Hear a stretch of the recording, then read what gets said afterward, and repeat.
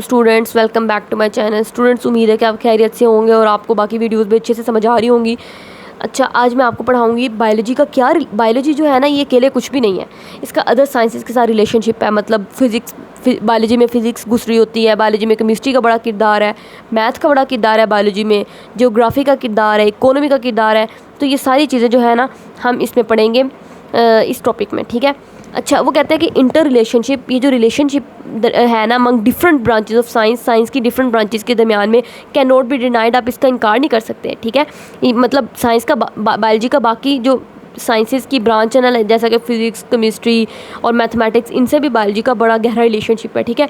Biology, वो कहता है कि बायोलॉजी में क्या है, इंक्लूड्स इन्फॉर्मेशन। इसमें इन्फॉर्मेशन होती है various aspects of living things. जाहिर सी बात है, बायोलॉजी में आप स्टडी लिविंग ऑर्गेनिज्म को कर रहे हो तो वही सारी स्टडी आ जाएगी इसमें, ठीक है।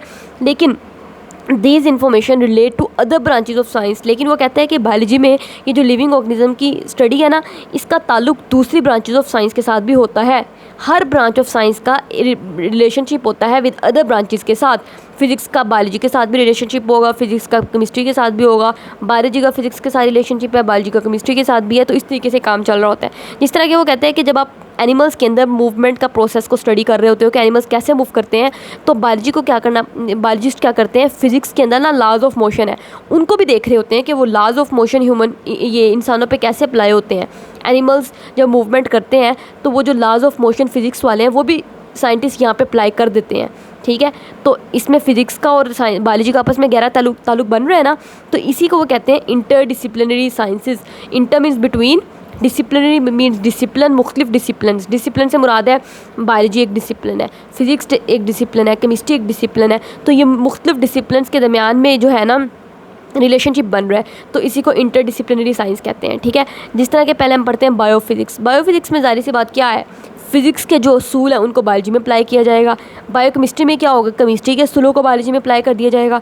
तो यही है, बायोफिज़िक्स में क्या है, स्टडी किया जाता है प्रिंसिपल ऑफ फिज़िक्स, फिज़िक्स के असूलों को, और उन फिज़िक्स के असूलों को अप्लाई किया जाता है टू द बायोलॉजिकल फिनोमेना। जो इंसान के अंदर फिनोमेना चल रहे हैं, जो इंसान के अंदर प्रोसेस चल रहे हैं, उनमें उन फिज़िक्स के असूलों को अप्लाई किया जाएगा, ठीक है। मिसाल के तौर पर वो कहते हैं कि फ़िज़िक्स में एक लेवर होता है, ठीक है, उसकी वो कैसे काम करता है उसके दरमियान में, और बायोलॉजी के अंदर एनिमल्स हैं, उन एनिमल्स के लिम्स, मतलब जिस तरह हमारे बाजू हैं, हमारी टांगें हैं, वो कैसे काम कर रही हैं। तो ये दोनों एक ही असूल से काम करते हैं, ठीक है। इन दोनों का वर्किंग प्रिंसिपल सेम है।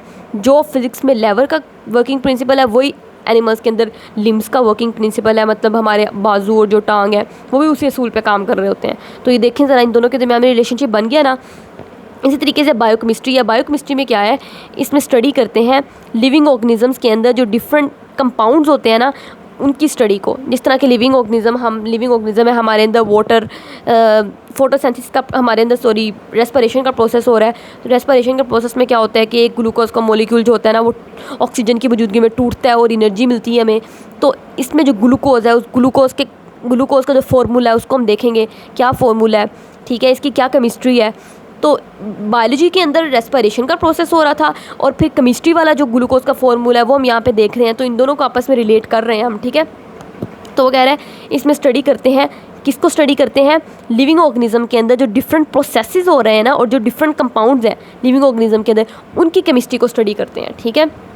मिसाल के तौर पर वो कहते हैं कि फोटोसिंथेसिस और रेस्पिरेशन के जो प्रोसेस हो रहे हैं, इनमें केमिस्ट्री का नॉलेज जब आप अप्लाई करना शुरू कर देते हो तो उसको बायोकेमिस्ट्री कहेंगे, ठीक। बायोमैथमेटिक्स और बायोमेट्री एक ही बात है। इसमें क्या करते हैं, जो मैथ के असूल है ना, उनको आप बायोलॉजी में अप्लाई करोगे तो बायोमैथमेटिक्स बन जाएगा। तो इसमें क्या है, स्टडी किया जाता है बायोलॉजिकल प्रोसेसेस को, हम स्टडी कर रहे हैं मैथमेटिकल टेक्निक्स और मैथमेटिकल टूल को इस्तेमाल करते हुए। मिसाल के तौर पर आपने क्या किया, काफ़ी ज़्यादा डाटा इकट्ठा कर लिया कोई एक्सपेरिमेंट करने के बाद, तो आप उसमें मैथ के असूल अप्लाई करते हो। जैसा कि मैं आपको एक मिसाल देती हूँ। फॉर एग्जांपल जिस तरह एक साइंटिस्ट है, वो ना एक लेबॉर्ट्री में काम कर रहा है, तो उसने लेबॉर्ट्री में एक पेट्री डिश रखी होती है। पेट्री डिश में ना बैक्टीरिया को ग्रो करवाते हैं। तो उसने बैक्टीरिया को ग्रो करवा रहा था, तो वो देखता है कि बैक्टीरिया की तादाद ना 1 घंटे के बाद डबल होती है इस पेट्री डिश में। तो अगर इस पेट्री डिश में स्टार्ट में बैक्टीरिया की तादाद अगर 10 है, तो 3 घंटे के बाद वो देखेगा तो कितने बैक्टीरिया की तादाद हुई होगी, 80। तो ये देखें, ये क्या है, कि आपने मैथ की टेक्निक और मैथ की टूल को इस्तेमाल किया है लिविंग ऑर्गेनिज्म के ऊपर, बैक्टीरिया के ऊपर, है ना। तो ये बायोमैथमेटिक्स है, बायोमेट्री है।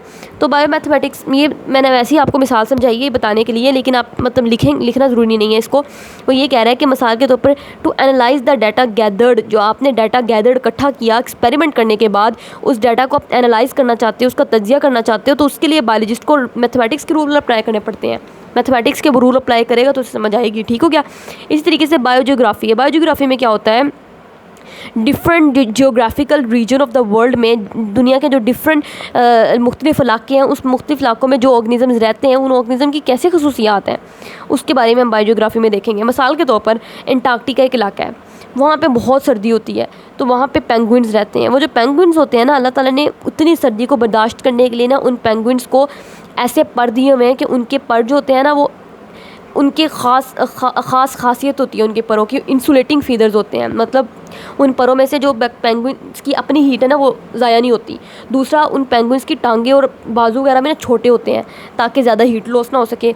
तीसरा, अल्लाह ताला ने उनकी स्किन के नीचे एक फ़ैट की लेयर रखी हुई है ताकि उनकी हीट लॉस ना हो।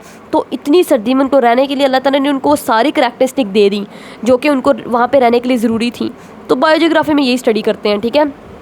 क्या, it deals with the study of occurrence के बारे में, और डिस्ट्रीब्यूशन, कैसे डिस्ट्रीब्यूशन हुई है different species of the living organism, मुख्तलिफ लिविंग ऑर्गेनिज्म कैसे डिस्ट्रीब्यूट हुए हैं in different geographical region of the world, दुनिया के मुख्तलिफ इलाकों में, ठीक है। It applies the knowledge of the characteristic, इसमें हम अप्लाई करते हैं क्या अप्लाई करते हैं, knowledge of the characteristic of the particular geographical region. इसमें हम देखते हैं कि वो जो पार्टिकुलर जियोग्राफिकल रीजन है, जैसे मैंने अंटार्कटिका की बात की, उसकी क्या करैक्टरिस्टिक्स हैं उस जियोग्राफिकल रीजन की। अच्छा, वहाँ पे बहुत सर्दी होती है, अच्छा तो फिर वहाँ के ऑर्गेनिज्म भी कि वहाँ पे जो ऑर्गेनिज्म रहते हैं उनकी भी खसूसियात उसी के मुताबिक होती होंगी।